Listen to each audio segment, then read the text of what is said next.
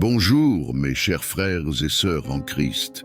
Que la paix et la bienveillance du Seigneur soient avec chacun d'entre vous aujourd'hui.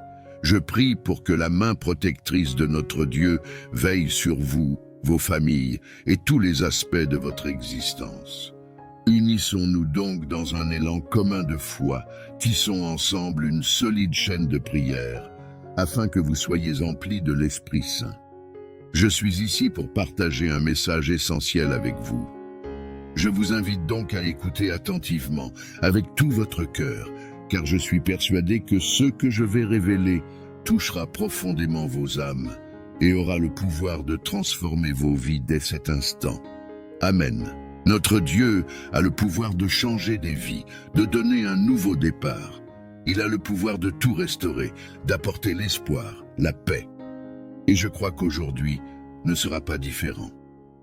Tout comme le prophète Jérémie a été un homme qui a traversé de nombreuses afflictions, mais a eu sa vie transformée par Dieu. La Bible nous enseigne que nous sommes comme de l'argile dans les mains du potier, ce qui signifie que le Seigneur a le pouvoir de transformer nos vies, de recommencer ce qui a mal tourné et de le transformer en bénédiction. Dieu est en contrôle de tout et prend soin de vous d'une manière toute spéciale. Lorsque vous ouvrez votre cœur et activez votre foi, des miracles commencent à se produire. C'est pourquoi restez avec moi jusqu'à la fin de ce message, car ensuite je veux prier avec vous et déclarer que de grandes choses le Seigneur fera dans votre vie. Amen. Je souhaite exprimer ma gratitude envers chacun d'entre vous qui avez fait circuler les vidéos. Pour ceux qui nous rejoignent aujourd'hui, sachez que vous êtes chaleureusement accueillis. Tous les matins, à 5 heures, nous avons un rendez-vous incontournable. Si vous n'avez pas pu vous joindre à la prière quotidienne, soyez assurés que je continuerai à prier pour vous. Toutefois, votre participation reste fondamentale. Il est primordial de maintenir cette chaîne de foi intacte, car même si Dieu a déjà accompli des merveilles, cela n'est rien comparé à ceux qu'il envisage de faire dans votre vie. Amen. Alors, si vous n'êtes pas encore abonné à ma chaîne, cliquez sur le bouton « S'abonner » ci-dessous la vidéo pour ne pas manquer cette chaîne de foi qui a transformé la vie de millions de personnes. Après avoir cliqué sur « S'abonner », une cloche apparaîtra à côté. Il est très important de l'activer et de sélectionner l'option « Toutes » pour recevoir les notifications chaque fois que je poste une nouvelle vidéo. D'accord? Maintenant, commençons avec le message d'aujourd'hui. Souvent, nous sommes frustrés parce que les choses ne se passent pas comme nous le voulons, n'est-ce pas?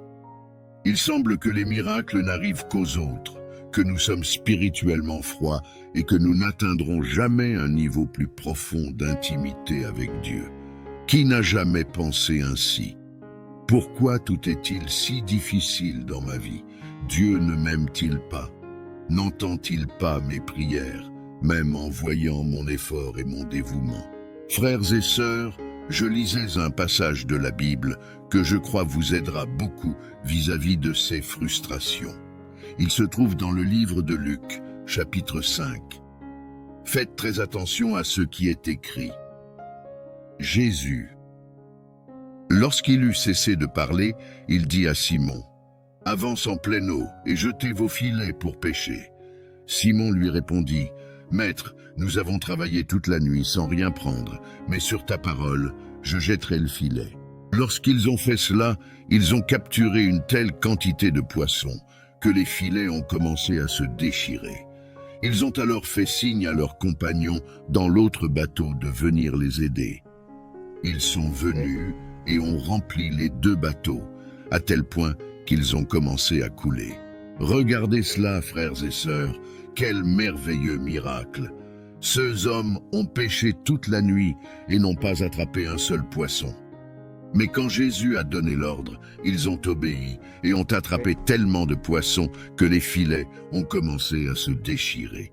Et vous vous demandez peut-être, pourquoi n'ont-ils rien attrapé toute la nuit et seulement lorsque Jésus a donné l'ordre ont-ils réussi? La première leçon que j'apprends de cette histoire est que Dieu permet que certaines choses aillent mal pour que nous tournions notre attention vers lui. Simon-Pierre était fatigué, frustré, parce que, bien qu'il soit un bon pêcheur, il n'avait pas eu de résultat. Et c'est précisément à ce moment que Jésus est venu lui parler. De la même manière, Dieu parlera à vous dans les moments de frustration. Je sais que vous êtes triste, sans espoir, mais gardez ceci que je vais vous dire. Quand vous êtes en crise dans votre relation, au travail, voulant tout abandonner, c'est à ce moment que vous devez chercher le Seigneur pour connaître sa volonté. Amen. La deuxième leçon que j'apprends est que Dieu utilise notre obéissance dans les petites choses pour nous bénir. Souvent, nous pensons que si les choses ne vont pas bien, c'est parce que Dieu ne veut pas nous bénir. Mais ce n'est pas vrai. Quand Jésus a dit à Simon de lancer le filet ailleurs, il a répliqué, mais ensuite a agi avec humilité et a obéi. Et qu'est-ce qui s'est passé ? Ils ont attrapé tellement de poissons qu'ils ont dû amener un autre bateau. Alors ne vous contentez pas du bon, ne vous contentez pas du moyen. Attendez le meilleur que Dieu a pour votre vie. Et avant de prier, je voudrais vous poser une simple question. Comment va votre vie dernièrement ? J'ai reçu de nombreux messages de personnes confrontées à des luttes, des disputes, des maux de tête dans les relations, des difficultés financières et une froideur spirituelle. J'ai moi-même déjà vécu cela, et je peux vous dire qu'il est possible de sortir du fond du puits. Il est possible d'avoir une vie abondante, selon la volonté de Dieu. Maintenant, prions. Je vous demande de fermer vos yeux pour mieux vous concentrer. Priez avec moi, car Dieu connaît votre cœur. Prions, Seigneur mon Dieu et mon Père. Je veux te remercier pour ce moment de prière. Ô mon Dieu, nous ne sommes rien sans ta présence. Si ce n'était pour le Seigneur dans nos vies, nous ne serions pas ici. Père, je veux te remercier, Seigneur, parce que tu prends soin de nous d'une manière si spéciale. Combien de fois le Seigneur a apporté la paix au milieu de la souffrance? Combien de fois avons-nous pensé à abandonner? Mais le Seigneur nous touche toujours, nous encourage toujours à aller de l'avant. Ô mon Dieu, je te demande, Seigneur, apporte le soulagement à notre âme, mais aide-nous aussi à résoudre les problèmes du quotidien. Père, combien souffrent maintenant dans le mariage, pensant à abandonner? Père, il y a tant de problèmes que je pourrais passer des heures et des heures ici à prier pour ces personnes. Mais je te demande, mon Père, prends soin de chacun, apporte la guérison émotionnelle. Seigneur, combien de femmes souffrent maintenant de la douleur de la solitude, de la douleur du vide existentiel? Combien d'hommes se réfugient maintenant dans le péché, la pornographie, la masturbation, dans des relations promiscues, jetables? Ô mon Dieu, aide-nous à rompre avec le péché, comme il est difficile de vaincre notre chair, les tentations du quotidien. Aide-nous, Seigneur, à nous éloigner de ces relations qui ne nous mènent à rien, juste au péché. Père, aide-nous à faire des renoncements par rapport à nos amitiés, par rapport à ces personnes qui sont toxiques, des personnes qui ne font que nous rabaisser. Au nom de Jésus, mon Père, je te demande aussi de répandre ta guérison physique, Seigneur. Apporte la guérison du haut de la tête aux pieds. Que cette guérison vienne transformer de l'intérieur, Père. Restaure ces cellules défectueuses, Seigneur.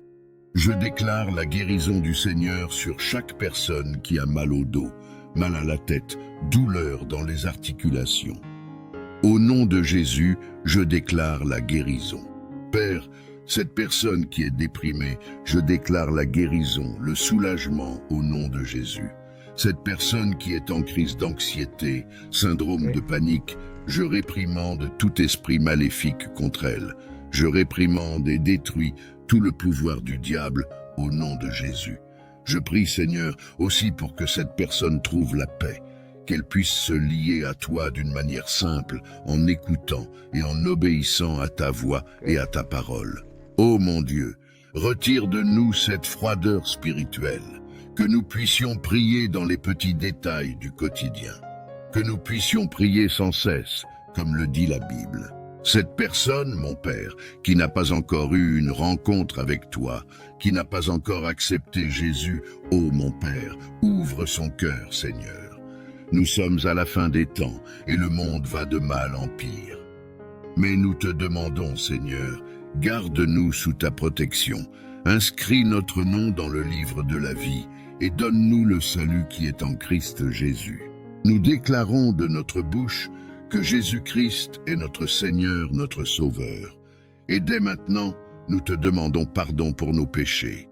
Nous te confessons nos faiblesses, erreurs et tout ce qui a déplu à ton cœur. Pardonne-nous, Seigneur, au nom de Jésus. Amen.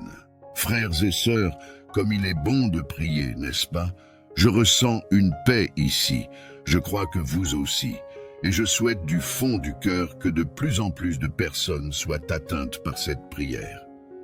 C'est pourquoi je veux vous faire une demande ici, que je n'ai jamais faite sur la chaîne. Cliquez sur le bouton partager qui est en dessous de la vidéo et sélectionnez au moins 10 de vos amis sur WhatsApp. Envoyez cette chaîne de prière. Augmentons cette chaîne. Faisons en sorte que de plus en plus de personnes soient atteintes par l'Évangile. Amen. Je vous remercie du fond de mon cœur.